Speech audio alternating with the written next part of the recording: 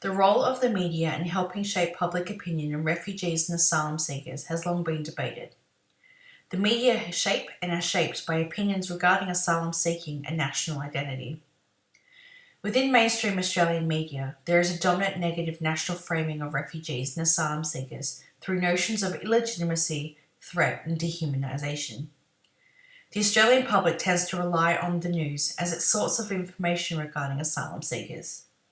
The framing of asylum seekers by the media, by selecting events, opinions, facts, images, and information, shapes the audience's responses, interpretations, and understandings. Between 2001 and 2014, the coverage of refugees and asylum seekers in Australia has been framed as a conflict between the nation and a faceless invading force that requires direct military action. In this time period, there have been significant asylum seeker events which have occurred.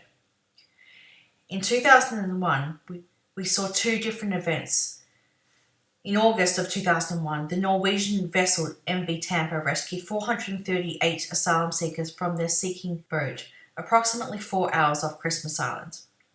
The media also reported on the children overboard scandal that saw asylum seekers falsely accused of throwing their children overboard. In the lead up to the 2007 election, the Australian newspaper reported the federal government's claims that asylum seekers deliberately threw their children overboard, forcing the Australian Navy to rescue them as a false narrative. The Australian government ministers knew this rhetoric was false but allowed the rhetoric to continue within the media. In 2008, the Rudd government discontinued offshore detention in Australia. From 2008 to 2010, Australia saw an increase in asylum seekers arriving by boat from 133 people to 4,940. The Australian media had concerns about the rising number of asylum seekers from countries like Afghanistan, Sri Lanka, and Iran. Despite the people arriving in Australia having different ethnicities and religions, the Australian media characterised them as Muslim asylum seekers. The Rudd government was held responsible for the perception of increasing numbers of individuals practicing Islam migrating to Australia. In 2012, the Gillard government reintroduced offshore processing and stricter border policies in Australia as a result of the increase in asylum seekers arriving. In 2013 and the change of government, the Abbott government introduced the Operation Sovereign Borders, allowing anti-asylum seeker efforts to be militarised. The result of Operation Sovereign Borders on journalists was the ability to gain information from the government on the interception of asylum seekers coming by boat. It also diverted journalists to find asylum seekers to comment on their experiences and the actions of the Australian government. Reporting on government announcements ranges from factual and right-based to alarmist reporting in the print media. We have seen examples of this within the media time and time again. It is also about having an uncompromising view about the fundamental right of this country to protect its borders. It's about this nation saying to the world, we are a generous, open-hearted people, taking more refugees on a per capita basis than any nation except Canada. We have a proud record of welcoming people from 140 different nations. But we will decide who comes to this country and the circumstances in which they come. During Julia Gillard's time as Prime Minister and the announcement of her government to move children from offshore detention centres to community-based detention centres, we see the difference in articles produced by newspapers from factual and alarmist viewpoints.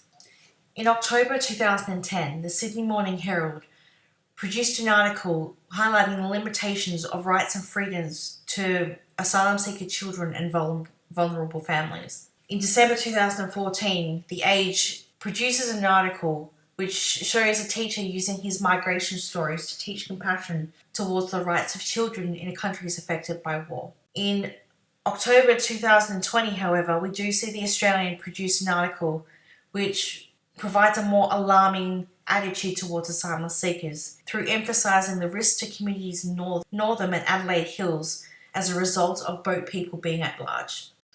In October 2014, The Age did a critical report of the Abbott government and their reported abuse and asylum seeker children that were living within the community. While this article did provide a critical outlook of the government's handling of asylum seekers, it did confuse compassion by including a variety of voices with competing dialogues. By 2018, we do see John Howard's "We will decide" rhetoric reform through the Turnbull government and the Morrison government. We decide who comes here in our national interest. On an old rallying cry.